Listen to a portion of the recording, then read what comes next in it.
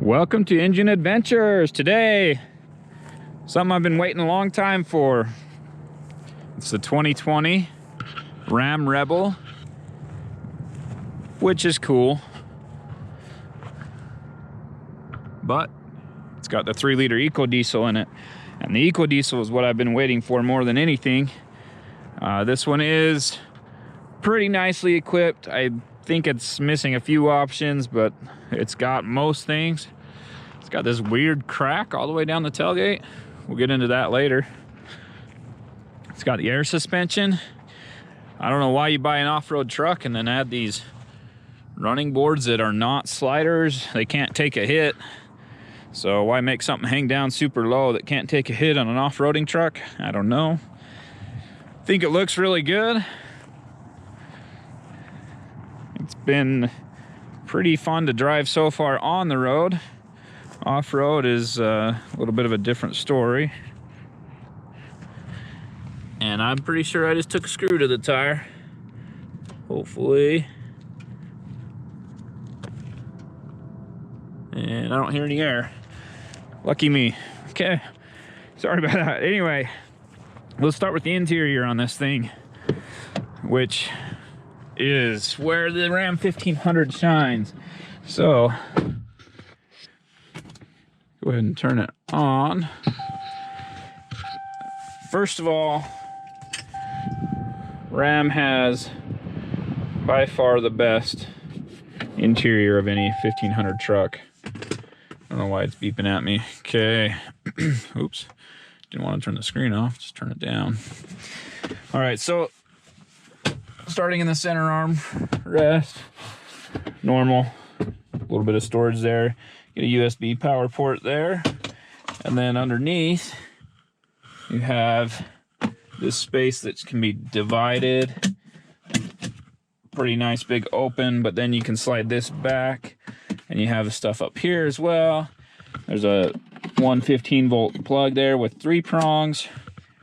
Does not have the Ram charger. Some of them have the Ram wireless charging right here, but it is still a great place to keep your phone. And if you plug it in and run your wires down the side, so you can set the phone there and it holds it really well. But then you can plug in your USB port, whatever, here to charge it, and you run that wire down the side and underneath, and then your wire's out of the way. It's probably, I'm trying to think of anyone else. The new Titan, I think, does a pretty good job with that as well, but this was the best one for a while. Then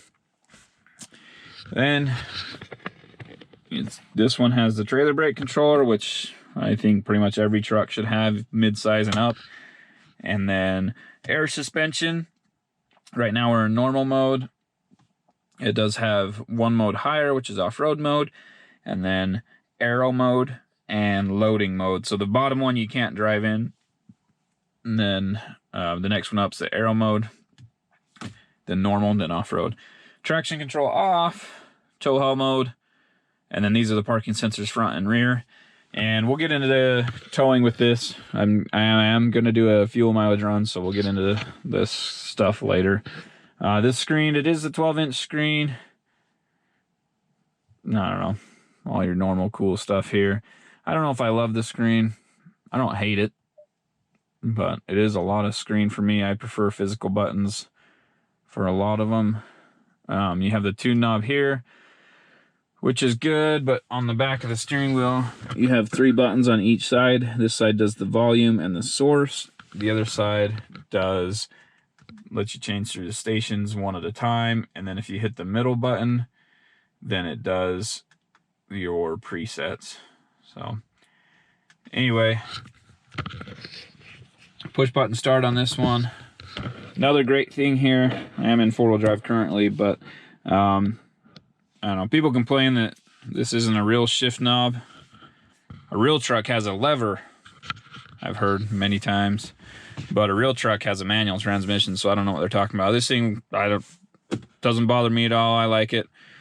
It doesn't take up as much space. Easy enough to use. Anyway, 4-wheel drive system. You have 2-wheel drive, neutral, 4 high, 4 low. Some trims you do get an auto here. It actually moves a 2-wheel drive to here, and then you get an auto, I believe is how it's laid out. Those ones have like a clutch pack and a differential. to automatically transfer the power is needed, but these ones, you know, it's just you hit 4-wheel drive high, the center differential is just locked or basically eliminated. There is no center differential. So, and then you can actually lock the axle in 2-wheel drive. So that's a cool feature in this one. I don't know what the speed are, you know, maybe 18 miles an hour seems to be a typical speed where it'll disable that. I'm not sure on this one. I'll have to look that up for you. And then your downhill assist just slows you down as you're going down the hill. So there are no additional drive modes or anything on this, which is fine.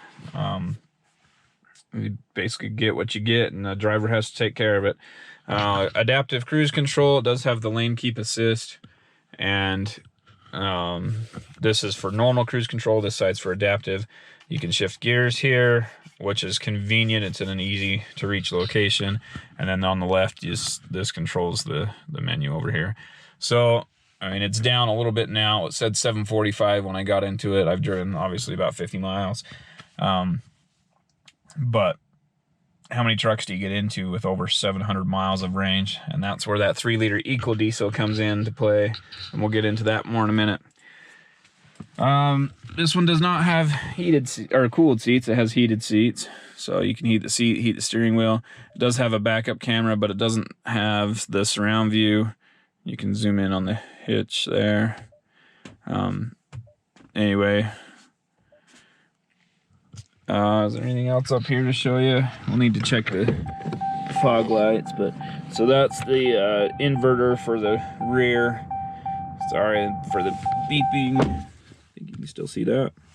And that bottom button's the inverter for the rear in the Ram boxes, and I'll show you that in a minute. Adjustable pedals.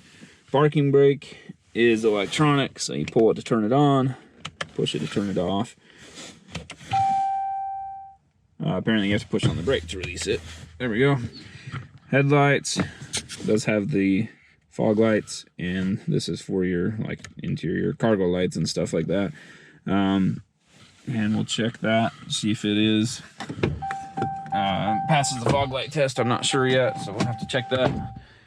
2 glove boxes. Like I said, Ram does the best with their interior storage space. I mean, this feels that's a hard plastic. It looks like leather. That's hard plastic, and it's fine. Who cares? 12-volt plug there, and sunglass holder. My small sunglasses fit, but my Tifosi Jets don't. It does have the huge sunroof, and this vent here, or this button here, opens that, goes halfway, I believe, on the first click, and then the rest of the way on the next one. And oops, I hit the wrong one there. And then the rear window does open as well, but just that much. I think everyone should do what the Tundra does and opens the whole rear thing. And then you got the one button there to open the whole window, but I don't want to do that. And these are just your lights, interior lights, and then when the door opens, the lights come on. So apparently going forward is not automatic, so you have to hold that to close it. Anyway, let's go check out the Ram boxes outside. Oh, we still have the back seat to do. Let's do the back seat real quick. All right, back seat. It has plenty of features.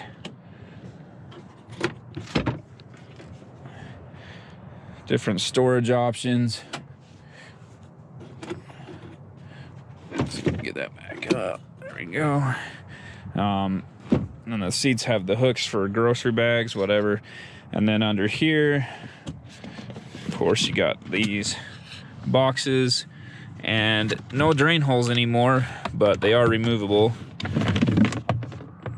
And then, I don't know how well you can see that, but there is a ruler there and in centimeters on the bottom. So you do have that. I guess if you're a fisherman, you can measure your fish and throw it in there, or whatever else you want to measure. On the rear, you do have this other power outlet, 4 more USB. There's 2 USB-Cs, and then the 2, I believe they're USB-As, the original ones. And not a whole lot else. It is not like the Laramie limited trim or anything, but so you don't get the heated seats in the rear and all that stuff, but still very comfortable. Plenty of amenities for most people anyway. I wouldn't worry about this. This is great. And lots of space. So I currently have the seat a little bit forward. I like it forward when I'm off-roading. Look at that, tons of space there. It's kind of ridiculous how much space there is in these things now, which is actually awesome. Makes it for a great family vehicle. Okay, let's check out these Ram boxes. So there you go, and there's a plug on each side, front and back, and that 115 volt outlet. So you can run this, you can turn it on from the inside and run it while you're driving. You can buy dividers that go in here to separate it out, and just in case you're small enough to get stuck in there, you can open it from the inside. I imagine anyone small enough to get stuck in there doesn't know that. Okay, so the tailgate is normal that way. This is easy to undo. Just pull this lever, same thing on the other side, and then it folds. Oops, that one got caught. Anyway, it's a tri-fold, so you can fold it however far you want or fold it all the way to the front. Pretty standard. And sorry, get those clamps. Okay, and then so it has this divider, and so it'll drop in between these, I believe. I haven't actually tried it yet, but what it doesn't do is extend the tailgate like it should. So normally you just undo this, extend those out, and there would be something inside there that you hook onto. And I don't understand why Ram can't make this work with the Ram boxes, or maybe it's this tailgate. Either way, you can see those holes there. All right, so anyway, this doesn't work as a bed extender. It does have like the slots there for it. I'm not sure why they don't make it. Maybe something was wrong with this truck from the factory, but you see those plugs line right up with where this thing would sit. So kind of weird. Anyway, so if you're getting a Ram Rebel, don't know how useful that is to you. Okay, the other thing with the tailgate, we'll get into this more with the towing stuff, but it does do the barn door split. Handle down here, but that's as far as these open. So if, I don't know, it does allow you to reach a lot further in here, but, and you can turn on these lights. None at the front, just the two at the back, and it turns on the one up top too, but with this bed cover it doesn't help. So it would be nice if there were two more at the back. Anyway, so a big feature of this tailgate is that you might be able to open it when you have a trailer on, and I'm going to test that theory because this is pretty long still, and if your tongue jack's here you might still hit it. But since it only opens this far, you still have to like wedge yourself in between your trailer to get in there. So we'll look at that. We're going to do a fuel mileage run with it, and it does have like this big beefy frame that it adds on for the tailgate. I can't remember how much that weighs. I want to say it was either 70 or 150 pounds, which is a big range, but anyway, it adds a bit of weight and makes you lose some cargo capacity or payload capacity. And real quick, on this truck, payload capacity is 1,072 pounds. I don't know which way to hold this. Hold it like that. Is it focusing? Anyway, 1,072 pounds with this. Total gross vehicle 7,200. So that's not a super high payload, especially, I mean, a half ton. You'll get the mid-size trucks can handle more load than that. So kind of interesting that it's so low. Let's check the hood. There it is.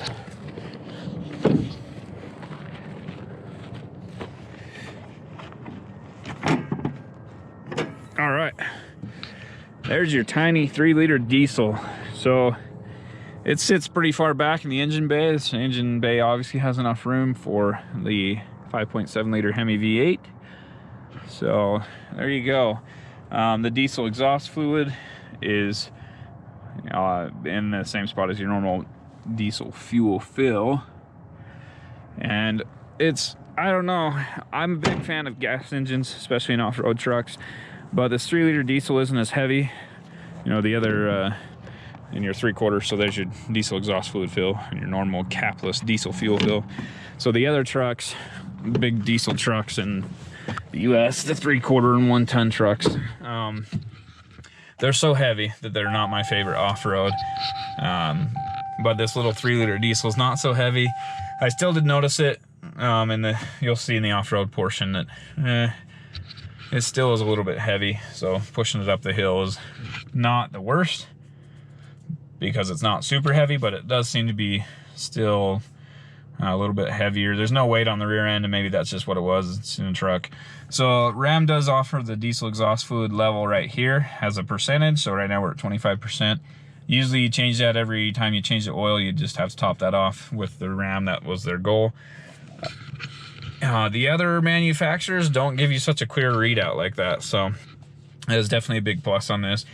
And let's see, on this one, I know the bigger ones anyway, the Ram tends to give you a decent amount of information, but I don't believe that there are any off-road pages. So here you go, coolant, trans, oil. You can get all your different temperatures and pressures that you need, and I like this page the best. It's kind of a summary of all of them. And then of course you can adjust. So right there's the compass, your battery voltage, your oil pressure, and the outside temperature, those 4. You can adjust those 4 to be whatever you want. I believe you can change the top and bottom as well. The odometer might always stay there, but you might be able to change the top so it says different things. But there are no off-road pages, which is interesting. Ram's the only manufacturer that seems to do that. Let me just make sure of that. You can see the average fuel economy, 23.9, is not too bad. And yeah, so that there aren't any off-road pages for it, which is not an issue. It's not a problem, but they are kind of fun to be able to see your angles. Usually they just let me know when I'm on a side slope and I feel like I'm close to rolling that I'm not even close at all, because side slopes always feel awful. So I think that's it for the interior. Let's go ahead and the exterior. These tires are, I believe, the 33-inch Goodyear Wrangler Duratrax on 18-inch rims.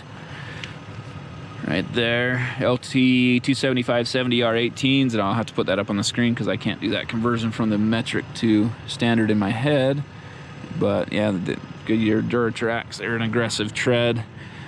A lot of trucks run these now. I think the ZR2 runs them, the Power Wagon, the Tremor. A lot of people are running these. Not bad tires. They have a lot of traction, and they're not super noisy on the road. You don't notice them too much. One thing I didn't mention, in the Rebel you get that raised hood, and it does block your view a tiny bit. I haven't noticed it as a problem, and there are no surround view cameras on this truck. You can get it as an option, but this one doesn't have that. So let's go over the pricing real quick. Combined fuel economy is 24. That's basically what we're getting. City 21, highway 29. Yeah, that seems to be about right on from what we've been getting. Base price for the Rebel Crew Cab 4x4, basically $48,000. And then this one has the Max Steel exterior for $200, the customer preferred package, which is the adaptive cruise control, and the lane keep assist, which I turned off immediately when I started driving it. The lane keep assist was just messing with me. I hate those things normally. I haven't had a vehicle where I've really loved the lane keep assist, so don't fault Ram for it. I just don't like it in anything.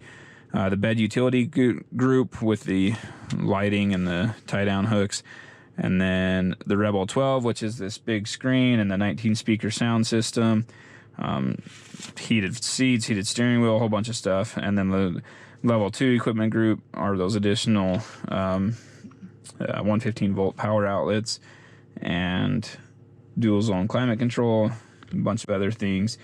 It's interesting because it has heated seats included in various packages, you know, 2 separate packages. But anyway, the 3-liter diesel engine's a $5,000 option. Trifold tonneau cover in the rear is $550, and sunroof $1,500. Those side steps are $700. Wheel liners $195. The multi-function tailgate is another $1,000. And the 33-gallon fuel tank, $445. Air suspension is $1,800. Blind spot, $600. Ram box is another $1,000. Trailer brake controller is $300. And the spray and bed liner is $600. With your destination, total price is $70,000. So you went from $48,000 up to $70,000 with all the options added on this truck, which is a lot of money for a half-ton pickup truck, as you can get a 3/4 ton diesel for less than that, but not have as many features. You won't have the air suspension, won't have all the nice, I don't know, ram boxes and leather and sunroof and all that stuff, but still, that's kind of a steep price for a lot of people to swallow. But it still is a capable off-road truck. It can tow. I'll have to put the number up on the screen.